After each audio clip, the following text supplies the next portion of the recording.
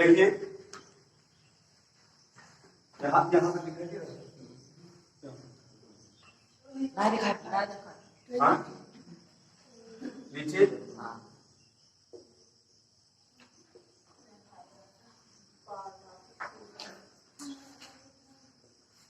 Part of speech, ठीक, parts होता है, पार्ट्स ऑफ स्पीच। सबसे पहले तो ये समझ लीजिए कि पार्ट्स ऑफ स्पीच होता क्या है, ठीक। जब समझ जाएंगे तभी पढ़ना आसान हो जाएगा। देखिए पार्ट्स का मतलब अगर हम देखें तो पार्ट्स का मतलब भाग होता है या अंग होता है। पार्ट्स का मतलब भाग या अंग होता है और ऑफ का अर्थ होता है का की के, ठीक। और स्पीच का मतलब होता है कि बोलना, भाषा, या हम कह सकते हैं शब्द, ठीक। तो देखिए अगर हम पूरे का अर्थ देखें तो इस पूरे का अर्थ होगा शब्द भेद, शब्द भेद, पूरे का। पार्ट्स ऑफ स्पीच का अगर आप हम देखें तो पूरे का अर्थ क्या होगा, शब्द भेद। अच्छा अब इसको पढ़ने का हमें मतलब क्या निकलता है कि पार्ट्स ऑफ स्पीच हम पढ़े क्यों। अभी तक हमने जो पढ़ा है वो अनुवाद पढ़ा। क्या पढ़ा है कि जैसे कोई सेंटेंस हिंदी में दिया हुआ है, ये है हिंदी में, तो मुझे उसका अंग्रेजी कर देना, ये क्या होगा, अनुवाद। क्या होगा, यानी ये हिंदी में और उसको मुझे इंग्लिश में, अंग्रेजी में कर देना, तो वो क्या होता है भैया, अनुवाद। और लगभग अभी तक जो मैंने पढ़ा है यही पढ़ा है कि यानी हिंदी से किसमें कर दिया जाए, अंग्रेजी में। समझ रहे हैं ना।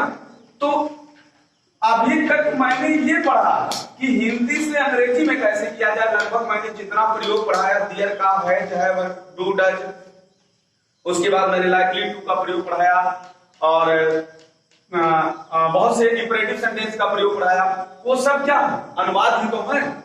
लेकिन शब्द भेद मुझे क्यों पढ़ना, ये अनुवाद के अंतर्गत नहीं आता। शब्द भेद क्या है ये समझना है, क्योंकि जब ये समझोगे नहीं तो आगे कंफर्म नहीं होगा। जैसे कहने का मतलब कि he is going to Agra with, इधर देखिए यहां पे दिखाई दे रहा, विथ हिज फादर।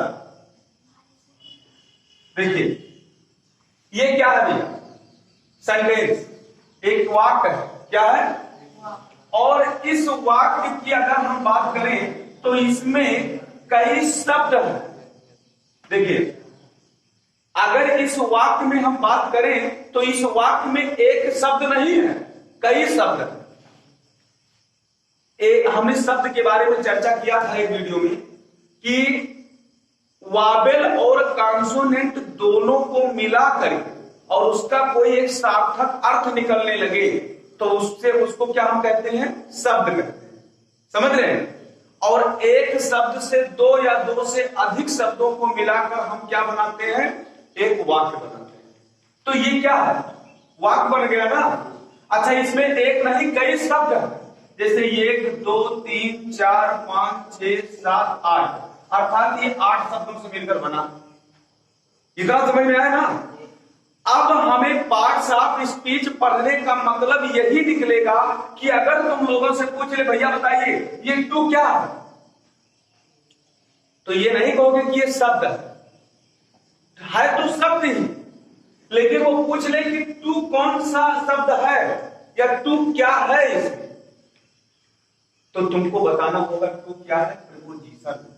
क्या है, अगर पूछ लिया जाए भैया आगरा कौन सा शब्द है, तो ये नाउन है। क्या है, फिर अगर पूछ लिया जाए विथ कौन सा शब्द है, प्रीपोजिशन है।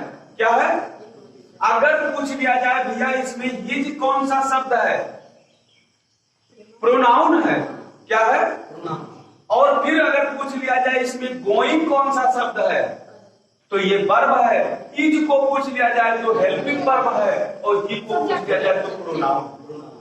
अगर हम पूरे शब्द को पहचान जाए जो भी सेंटेंस में लिखा है, चाहे वो 2 शब्द का सेंटेंस हो, ठीक, और चाहे वो कम से कम 50 शब्द का सेंटेंस, ये हमें इससे नहीं मतलब है कि वो इतना लंबा सेंटेंस है, उसके एक एक शब्द को मैं पहचान जाऊं कि वो है क्या चीज, वो है क्या चीज, तो वही पार्ट्स ऑफ स्पीच। अब तो समझ गए, यानी पार्ट्स ऑफ स्पीच हम लोगों को इसीलिए पढ़ना है कि जो शब्द लिखा हुआ है उसको मैं जानूं कि ये भैया है क्या। प्रोनाउन है, नाउन है, एडजेक्टिव है, वर्ब है, प्रीपोजिशन है, यानी हमें 8 प्रकार के पार्ट्स ऑफ स्पीच होते हैं। हम 8 पार्ट्स ऑफ स्पीच को अगर पढ़ ले तो शब्द में कुछ भी, हमें कोई भी शब्द लिखा है तो उसको मैं पहचान सकता हूं, तुरंत पहचान जाऊंगा कि ये है क्या। तो इसीलिए पढ़ा जाता है कि कहने का मतलब इतने शब्द इसमें लिख दिए गए।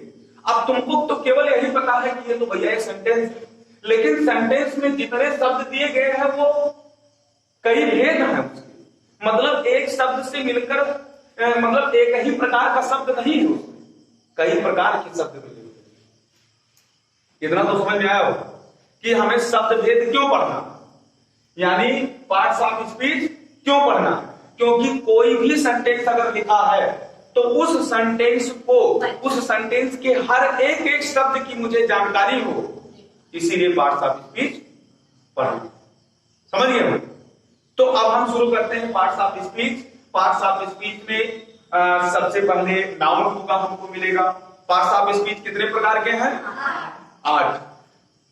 पिछले क्लासों में भी पढ़े होंगे, कक्षा 4 ही 5 से शुरू हो जाता है, और ये लगभग आगे तुमको इंटर और कंपटीशन में जाओगे, कोई भी तैयारी करने जाओगे वहां भी मिलेगा, ना कि एक बस यही खत्म है।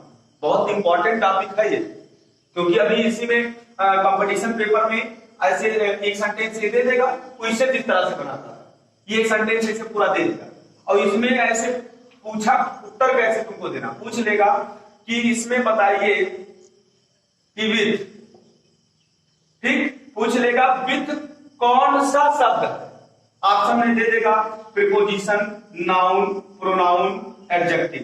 अब जो भी हो उसी पे तुमको क्या करना है, टिक लगाना। समझ रहे हैं? ऐसे कंपटीशन में पूछा जाता है। हम लोगों के टेट के पेपर में लगभग 6-7 क्वेश्चन पार्ट्स ऑफ स्पीच से है, ऐसे अंडरलाइन करके दे दिया, जैसे आगरा को अंडरलाइन कर दिया, पूछा भैया आगरा कौन सा शब्द है, नाउन है, प्रोनाउन है, एडजेक्टिव है, एडवर्ब है। अब जो लोग पढ़े हैं उसको बता दिए तुरंत नाउन, ठीक। अच्छा, नाउन भी 5 प्रकार का होता है। अब वो प्रॉपर नाउन है, कॉमन नाउन है, कलेक्टिव नाउन है, मैटेरियल नाउन है। समझ रहे हैं? नाउन भी 5 प्रकार का होता है, ठीक।